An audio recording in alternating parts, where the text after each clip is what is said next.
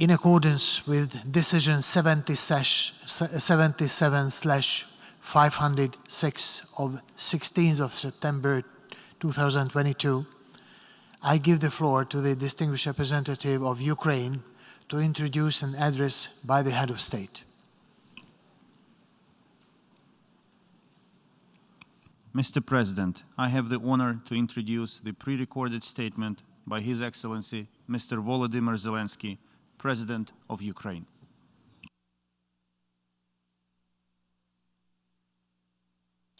Greetings to all people of the world who value peace and unity between different and equal nations. I wish you all peace. I thank you that we are united in our striving to restore peace and to guarantee peace for any nation that has become a victim of the armed aggression. A crime has been committed against Ukraine, and we demand just punishment. The crime was committed against our state borders. The crime was committed against the lives of our people. The crime was committed against the dignity of our women and men. The crime was committed against the values that make you and me a community of the United Nations. And Ukraine demands punishment for trying to steal our territory, punishment for the murders of thousands of people, punishment for tortures and humiliations of women and men, punishment for the catastrophic turbulence that Russia provoked with its illegal war, and not only for us, Ukrainians, but for the whole world, for every nation that is represented in this hall of the UN General Assembly. I'm speaking on behalf of the state which is forced to defend itself, but has the formula for peace. I'm speaking to everyone who wants to hear how to achieve peace. I will present a formula that can work, not only for us, but for everyone who may find themselves in similar circumstances as we did. It's a formula that punishes crime, protects life, restores security and territorial integrity, guarantees security, and provides determination. There are 5 preconditions for peace. Dear Mr. President of the General Assembly, dear Secretary General of the United Nations, dear heads of states and governments, dear journalists, nations of the world, Ukraine wants peace. Europe wants peace. The world wants peace. And we have seen who is the only one who wants war. There is only one entity among all UN member states who would say now, if he could interrupt my speech, that he's happy with this war, with his war. But we will not let this entity prevail over us, even though it's the largest state in the world. Ukraine showed strength on the battlefield, using its right to self-defense in accordance with Article 51 of the UN Charter, and no one will reproach us now or in the future with weakness or inability to fight for ourselves, for our independence. We are achieving a result in this fight, and we see what the end of this war will be and what will be the guarantees of a stable peace. The UN Charter proclaims the equality of nations, and we proved that Ukraine is equal among the equals. The UN Charter protects the inviolability of borders, and we confirm our state borderline by expelling the occupiers outside.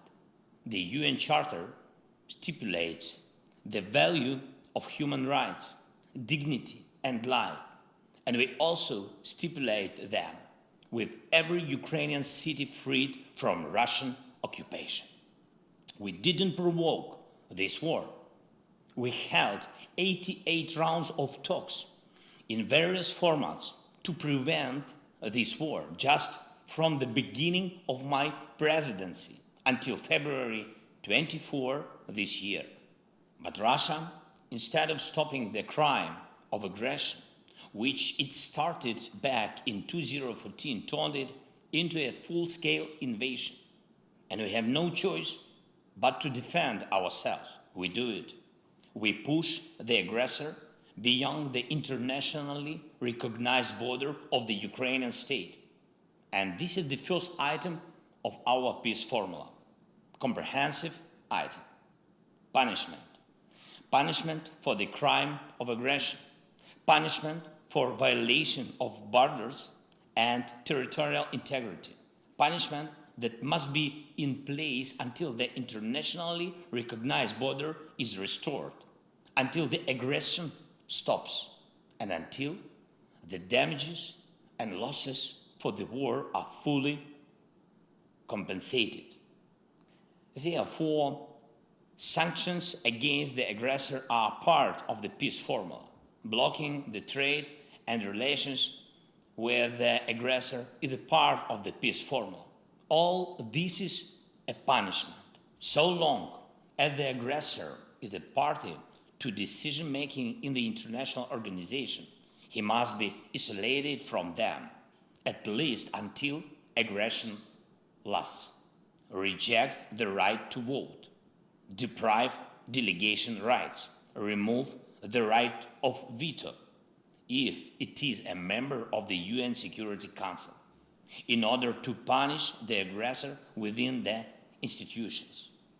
We shouldn't turn a blind eye to propagandists who justify aggression, but apply a full package of personal restrictions against them. That is a punishment for lying. Citizens of the aggressor state shouldn't be allowed to enjoy tourism or shopping in the territory of those who value peace, but should be encouraged through visa restrictions to fight against the aggression of their own state. Punish for abetting the evil. A special tribunal should be created to punish Russia for the crime of aggressor against our state. This will become signal to all would-be aggressors that they must value peace or be brought to responsibility by the world. We have prepared precise steps to establish such tribunal. They will be presented to all states. Ukraine will appeal to the UN General Assembly to support an international compensation mechanism. We count on your support. Russia should pay for this war with its assets. It's also a punishment. This is one of the most terrible punishments for Russian officials who value money above everything else. The second item of the peace formula is the protection of life, the most concrete item. Now, while the sessions of the General Assembly continue in the Ukrainian town of Izum, Kharkiv region, the exhumation is underway of bodies from a mass burial which happened when the territory was controlled by Russian troops. The bodies of women and men, children and adults, civilians and soldiers were found there, 445 graves. There is a family that died under the rubble of a house after a Russian airstrike. Father, mother, 6 and 8-year-old girls, grandparents. There is a man who was strangled with a rope. There is a woman with broken ribs and wounds on her body. There is a man who was castrated before the murder, and this is not the first case. Ask, please, the representatives of Russia why the Russian military are so obsessed with castration. What was done to them so that they want to do this to others. The only thing that differs the mass burial in Izum from what the world saw in Bucha is in fact the burial. The Russian army was in Izum for a longer time, and therefore the bodies of the killed people were buried and not scattered on the streets.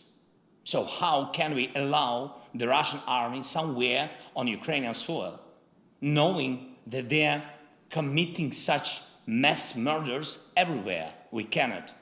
We must protect life. The world must protect life.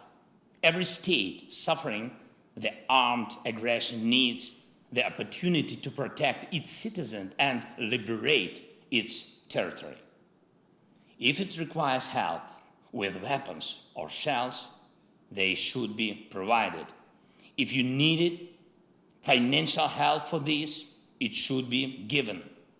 If for this it's necessary to help with intelligence data, just do it. But what is not needed is lies. We can return the Ukrainian flag to our entire territory. We can do it with the force of arms, but we need time. We tried to speed it up. We tried to implement the basic provisions of the UN Charter for Ukraine through negotiations, but Russia is afraid of real negotiations and doesn't want to fulfill any fair international obligations. It lies to everyone, as it's typical for aggressors, for terrorists. Even now, when Russia talks about negotiations, it only wants to slow down its retreat. Russia wants to spend the winter on the occupied territory of Ukraine and prepare forces to attempt a new offensive, new Buchas, new Izums, or at least it wants to prepare fortifications on occupied land and carry out military mobilization at home. We cannot agree to a delayed war because it will be even hotter than the war now. For us, this is a war for life. That is why we need defense support, weapons, military equipment, and shells. Offensive weapons and long-range one is enough to liberate our land, and defensive systems, above all air defense. And we need financial support to keep internal stability and fulfill social obligation to our people. Physical and social protection are two elements of any nation's life. So, the second item of our peace formula is the protection of life by all available means allowed by the UN Charter. The third item of our peace formula is restoring security and territorial integrity. Look at how many elements of global security Russia has undermined with its war. Maritime safety, food safety, radiation safety, energy safety, and safety from weapons of mass destruction. We are already restoring maritime safety and food security, and I thank Mr. Antonio Guterres for his personal involvement. Algeria, Ethiopia, Egypt, Libya, Kenya, Somalia, Sudan, Tunisia, Bangladesh, Israel, India, Iran, Yemen, Cyprus, China, Korea, Lebanon, Turkey, Belgium, Bulgaria, Greece, Ireland, Spain, Italy, Netherlands, Germany, Romania, and France have already received Ukrainian agricultural products. And we have to increase the supply by sea, both under market conditions and within the UN food program, for which Ukraine is always a reliable partner. And by the way, despite all the difficulties caused by the war, we decided to provide humanitarian aid to Ethiopia and Somalia. So we will send them an additional amount of our wheat. But it's more difficult with other security elements. On the eve of the General Assembly meeting, Russia fired missiles at the South Ukraine nuclear power plant. The explosion hit the station buildings. Windows were broken. Walls were damaged. The rockets exploded only 300 meters from the walls of the reactors. And this is after the IAEA's clear appeal to Russia to stop any hostile activity against any nuclear facilities of Ukraine, and in particular against the Zaporizhzhia nuclear power station, the largest one in Europe, which Russia has turned into a target. And that makes all of you a target. Russian radiation blackmailing is something that should concern each and every one of you, because none of you will find a vaccine against radiation sickness. The cost of living crisis continues in dozens of countries. It roots in the destabilization of the energy market.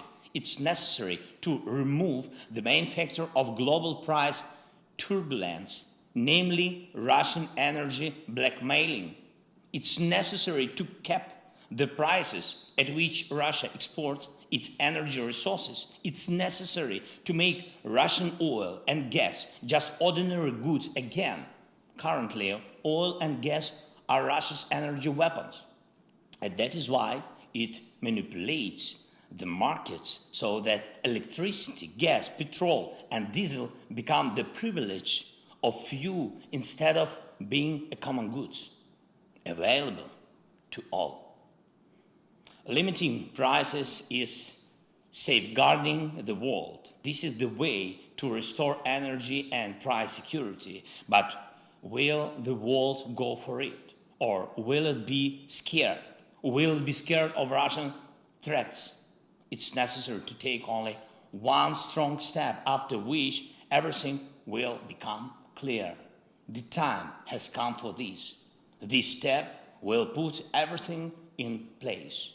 After the Russian missile terror, after the massacres, after Mariupol, after the burning of the Ukrainian prisoners in Olenivka by the Russian military, after blocking the ports, after the strikes of the Russian tanks and missiles on nuclear power plants, and after threats to use nuclear weapons, which have become the rule, not the exception, for Russian propagandists. We must finally recognize Russia as the state of sponsor of terrorism at all levels, in all countries that confess the values of peace and protection of human life, legally, politically. If you don't have a legal mechanism, you can make a political decision in the parliaments. This is the foundation for restoring global security. If this strong step is taken, doubts will disappear whether to take other important steps. And what is very sensitive is the border, the territorial integrity. When one country tries to steal the territory of another state, it puts all of the world nation under attack. Global security cannot be restored without restoring the territorial integrity of the nation which suffered the armed aggression.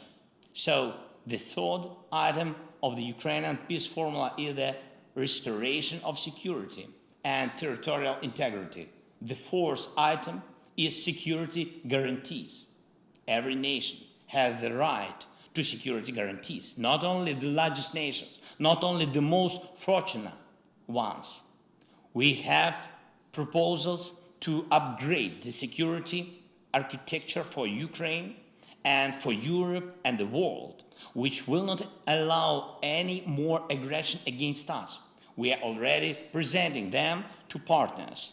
Proposals for legally binding multilateral and bilateral treaties. These are the conditions for the guarantors to act and the timeline for their actions to bring results. Results on land, at sea, and in the air, in diplomacy and politics, in economy and finance, in providing weapons and intelligence.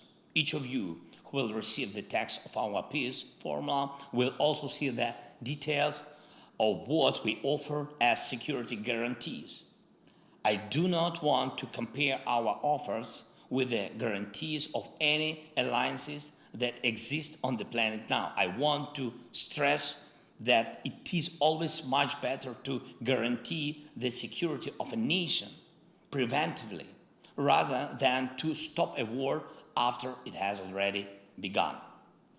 And the fifth item of the Ukrainian peace formula is the determination, something without which the other four items will not work.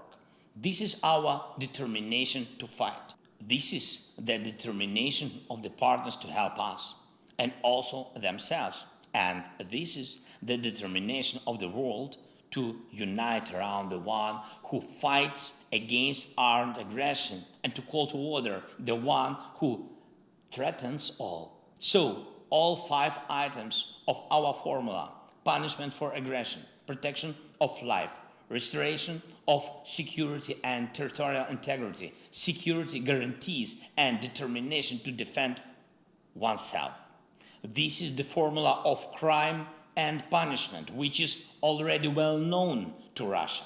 And this is the formula of justice and law, an order that Russia has yet to learn, as well as any potential aggressors.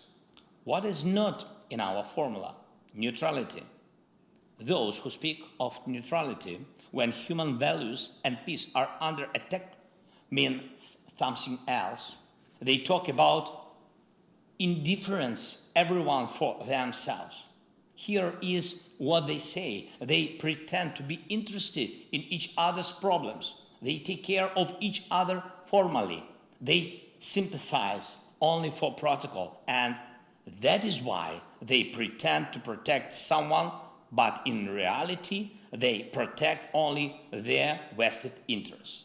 This is what creates the conditions for war. This is what needs to be corrected in order to create conditions for peace. All you need is determination. There was a lot of talking about reforming the UN. How did all end? No result. If you look carefully at our peace formula, you will see that its implementation is already becoming a de facto reform of the United Nations. Our formula is universal and unites the North and the South of the world. It calls for the world's majority and encourages to expand the representation of those who remain unheard. This is an imbalance when Africa, Latin America, most of Asia, Central and Eastern Europe comply with the right of veto that they themselves never had. And this is what Ukraine is talking about. And have you ever heard such words from Russia? But it's a permanent member of the Security Council. For some reason. For what reason? No Japan or Brazil, no Turkey or India, no Germany or Ukraine. The day will come when this will be resolved. As for the talks between Ukraine and Russia, probably you have happened to hear different words from Russia about the talks, as if they were ready for them. But they talk about the talks but announce military mobilization. They talk about the talks but announce pseudo-referendums in the occupied territories of Ukraine. What is true then?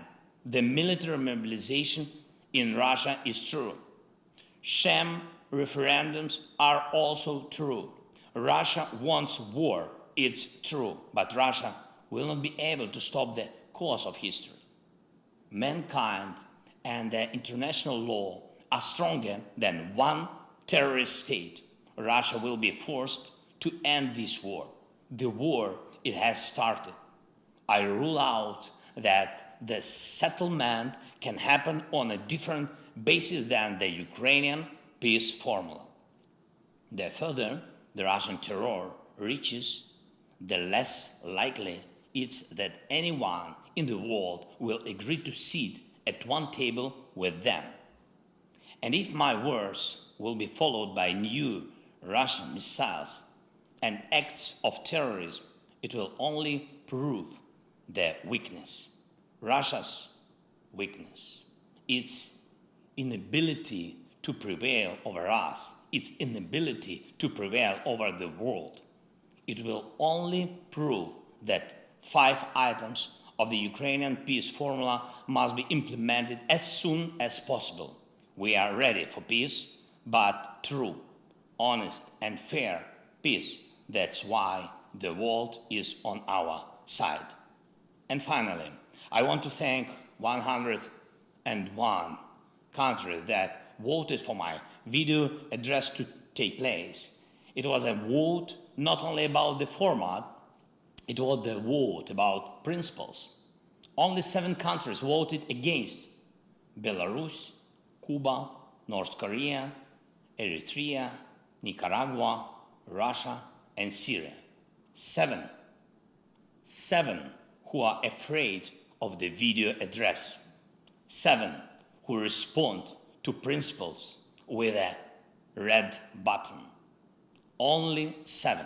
101 and 7. Friends, if this coalition is against our determination, then I congratulate you all, because this means that peace will prevail over any aggression and that there is no obstacle for us to implement the peace formula. I thank you for your attention. Once again, I wish you all peace. Slava Ukraini!